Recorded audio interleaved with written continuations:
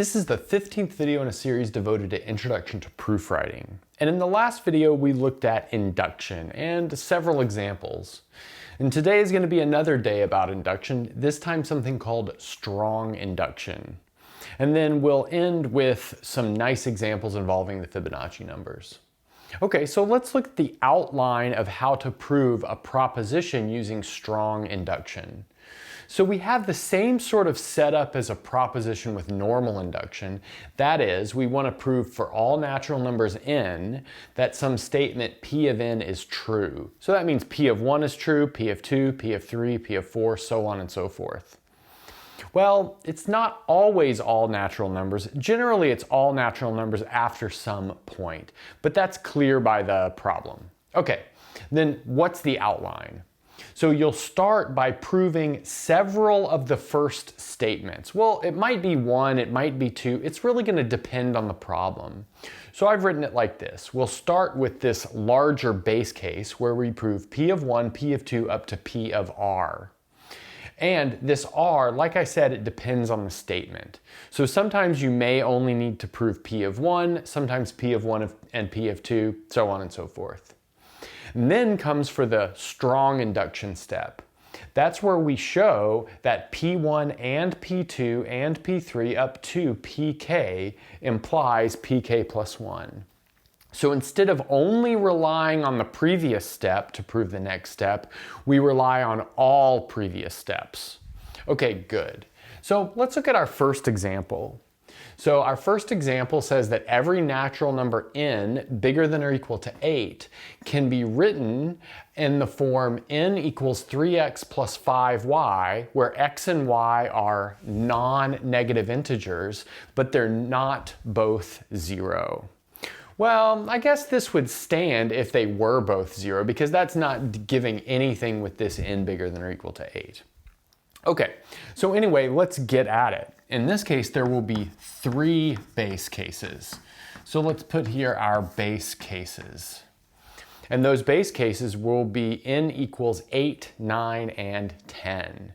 And the reason it's 8, 9, and 10 because you need to cover 3 cases, and then you can just add on 3s afterwards to get everything else. Okay, so anyway, that's getting ahead of ourselves, so let's jump back a little bit. So the first base case is 8, which can be written as 3 plus 5. Then the next one would be 9, which can be written as 3 times 3. So I guess here x is equal to 1 and y is equal to 1. Here x is equal to 3 and y is equal to 0.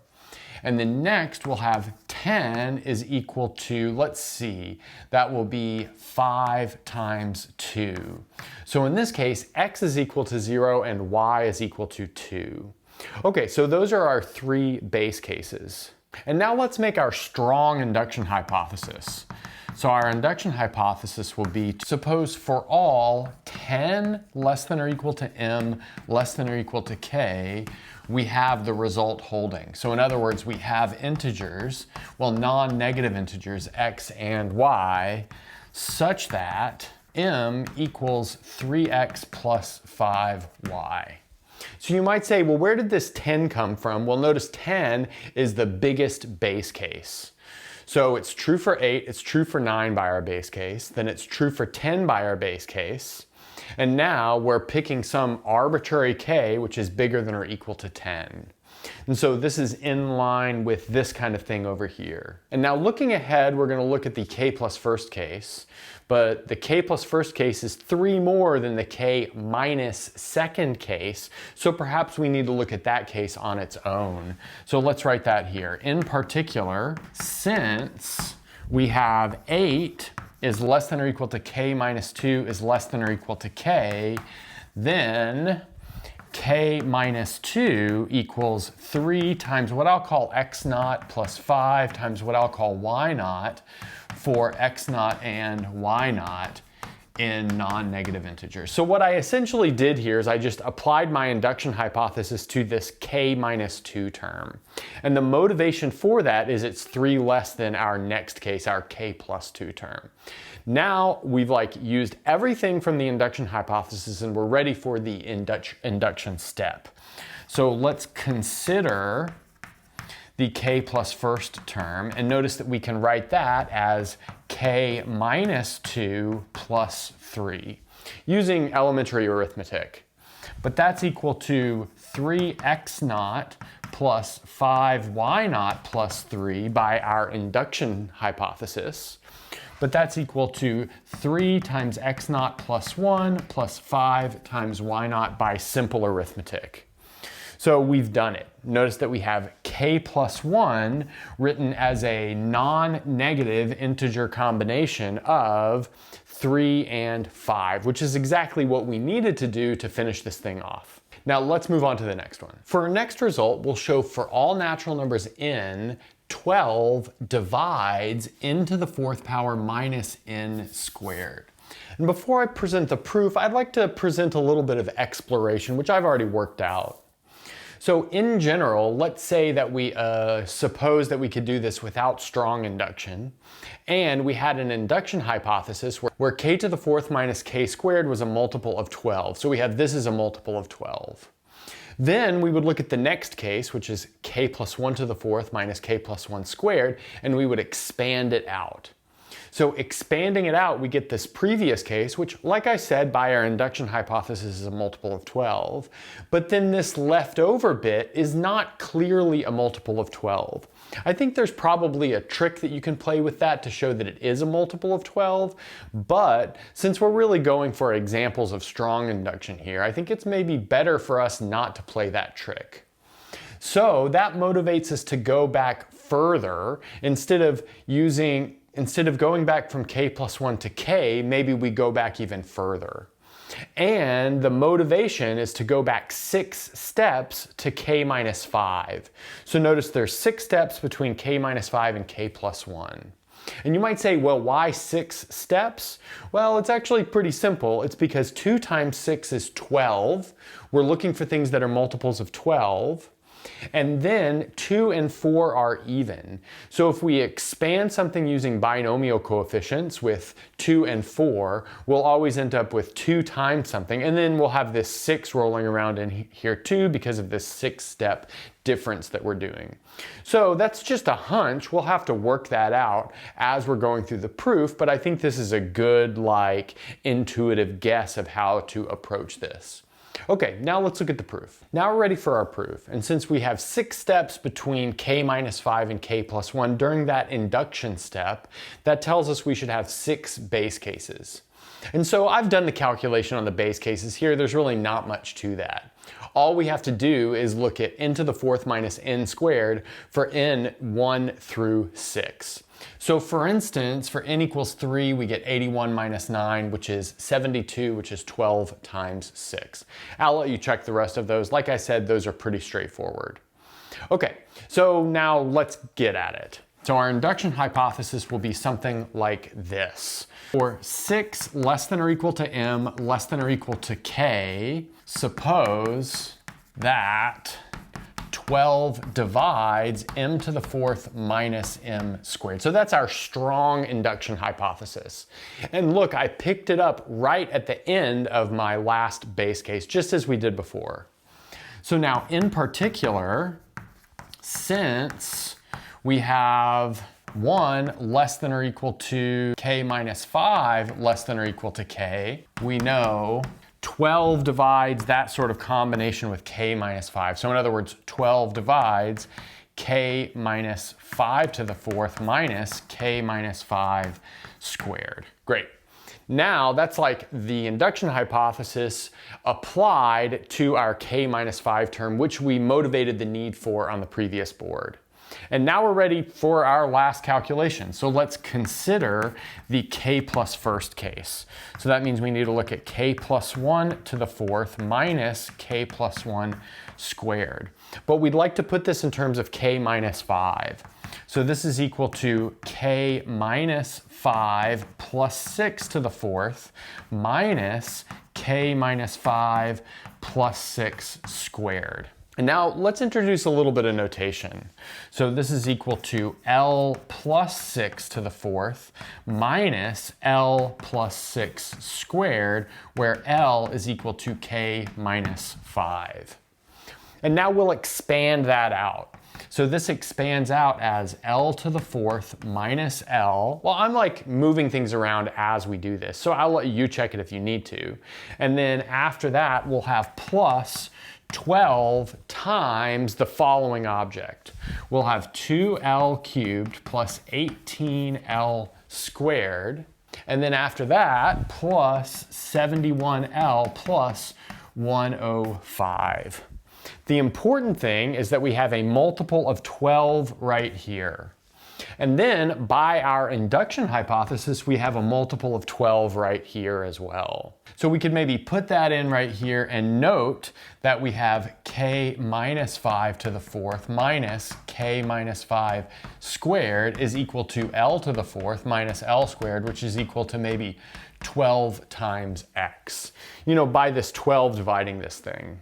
Okay, but now grouping things together, we have this first green underline is 12x, this second green underline is 12y, but if you add two multiples of 12, you get a multiple of 12.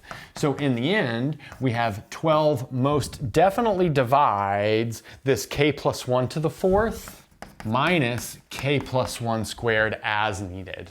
Okay, so now let's apply this idea of strong induction to the fundamental theorem of arithmetic. Now we'll prove the fundamental theorem of arithmetic, and that says that any integer that's bigger than 1 has a unique prime factorization. And this will involve an existence proof so that it has a prime factorization to start with, and then a uniqueness proof that shows that that prime factorization is indeed unique. Okay, so the existence proof will be using strong induction. So our base case here will be the n equals 2 case. But notice for the n equals 2 case, we're done, and that's because 2 is a prime number. It's the only even prime number. Okay, great. So now let's move on to our induction hypothesis, which will be a strong induction hypothesis.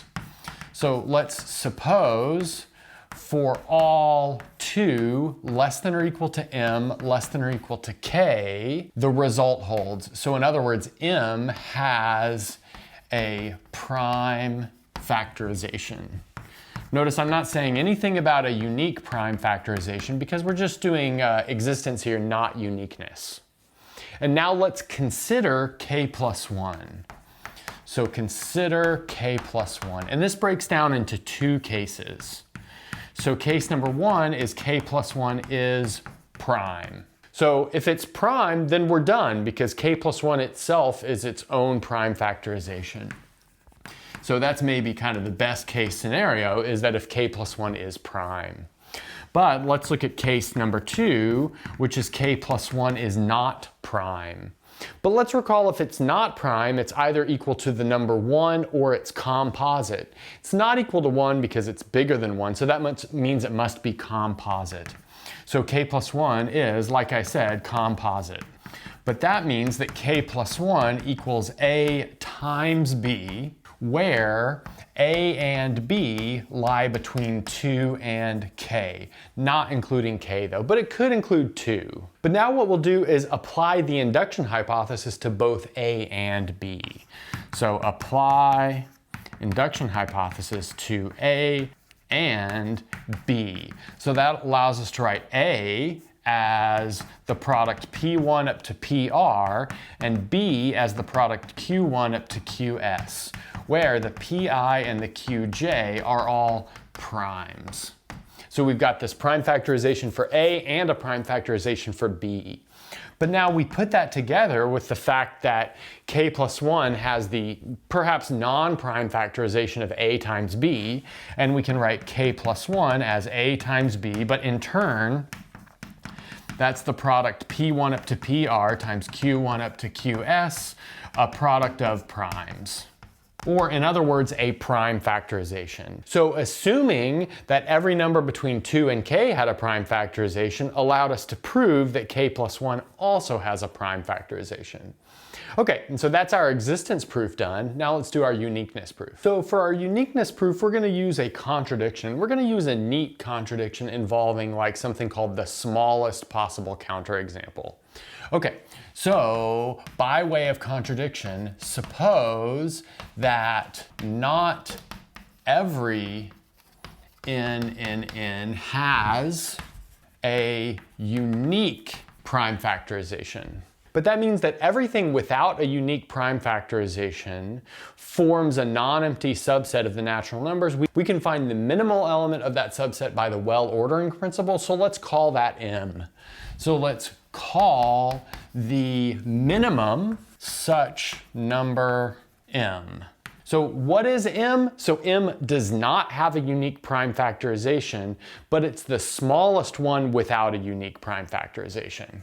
Okay, so that means we can write m as p1 up to pr. We can also write it as q1 up to qs, where the list p1 to pr and q1 to qs are not permutations of each other. Because of course this uniqueness is up to permutations. We're allowing like a factorization of 2 times 3 and then a factorization of 3 times 2 to be the same.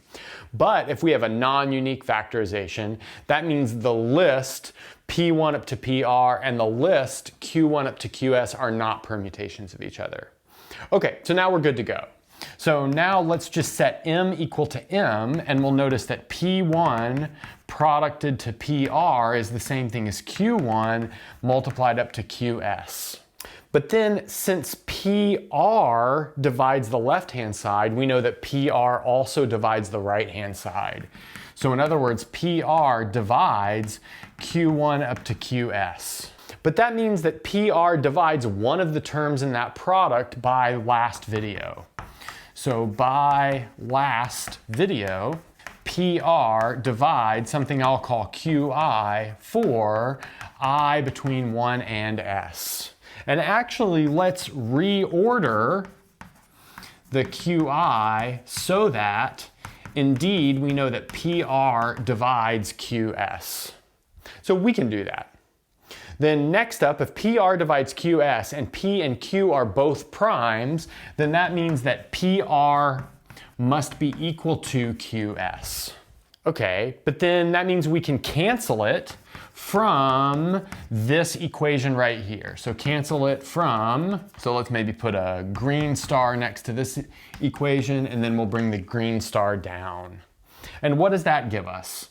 So that gives us the equation P1 up to PR minus 1 equals Q1 up to QS minus 1. But then if we set each of these maybe equal to M prime, we see that M prime is most definitely less than M, and it has a non-unique factorization.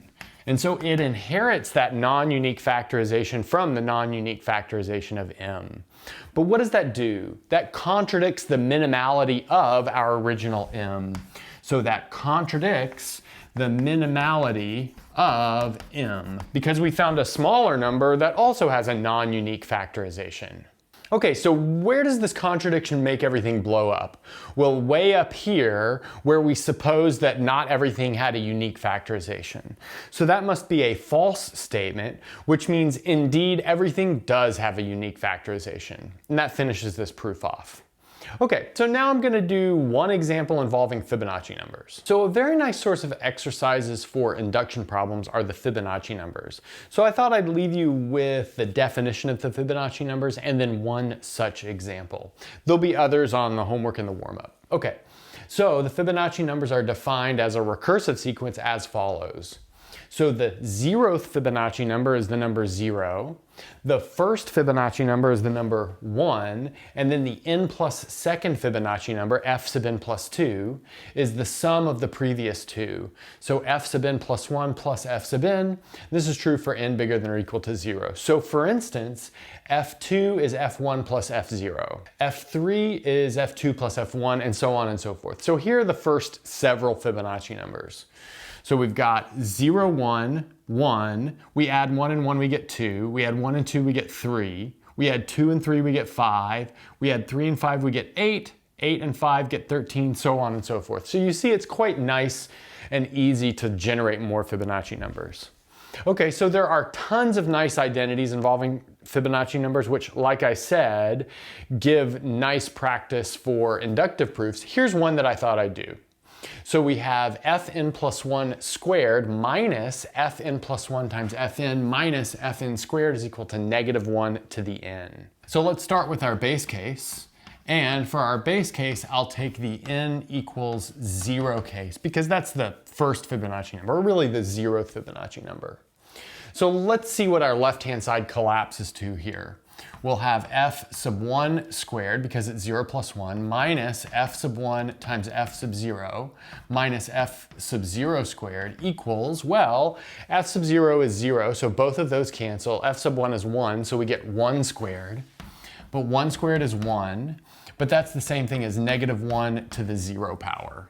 So it checks out. The base case works. So we could maybe check mark next to this saying that our equation holds for n equals 0. Now let's make an induction hypothesis. So let's suppose for some k bigger than or equal to 0, we have our result holding. So in other words, fk plus 1 squared minus fk plus 1 times fk minus fk squared equals negative 1 to the k. And now we'll consider the k plus first case. So let's consider the left-hand side where we replace k with k plus 1. So that'll give us fk plus 2 squared minus fk plus 2 times fk plus 1 minus fk plus 1 squared. And then let's start simplifying that. So we want to get that down so that it looks something like this. So we probably need to use our recursive definition of Fibonacci numbers for the fk plus 2. So we'll replace each fk plus 2 using this right here. So that'll leave us with fk plus 1 plus fk quantity squared. So let's just be really clear. That comes from this term right here. And then we'll also be replacing this fk plus 2. So that will be minus fk plus 1 plus fk times fk plus 1. So like I said, that comes from here, this orange underline. And then finally, minus fk plus 1 quantity squared. I might leave that as is. Okay, so now let's multiply some things out. That leaves us with fk plus 1 squared plus 2 fk plus 1, and then plus fk squared. Okay, good. And then we'll have minus fk plus 1 squared minus fk plus 1 minus fk plus 1 squared. So that's just from expanding everything out. And now let's see what simplifies. Notice we have an fk plus 1 squared here, which will cancel this fk plus 1 squared. Okay, so that's cool. And then another thing, let's notice that this negative fk times fk plus 1 and this 2 fk times fk plus 1 will cancel this down to have a coefficient of 2.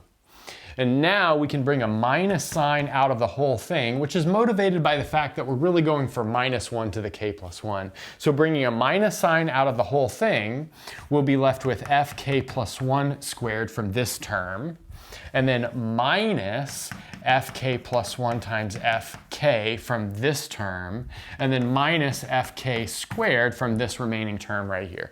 But then by our induction hypothesis, that's minus 1 to the k. So multiplying negative 1 to negative 1 to the k obviously gives us minus 1 to the k plus 1, but that's exactly where we wanted to end up. Okay, so now I'm going to leave you with some warm-ups. Okay, so here are 3 warm-up exercises based off of what we saw. The first is to prove for all natural numbers bigger than or equal to 12, we can write them in the form 4x plus 5y, where x and y are non-negative integers. Next, if we've got this recursively defined sequence where a0 is 1 and a sub n is 1 plus a0 plus a1 up to an minus 1, then show that an is equal to 2 to the n. Then finally show that the sum of the even Fibonacci numbers has this nice identity. So f0 plus f2 plus f4 all the way up to f2n is equal to f2n plus 1 minus 1. And that's a good place to stop.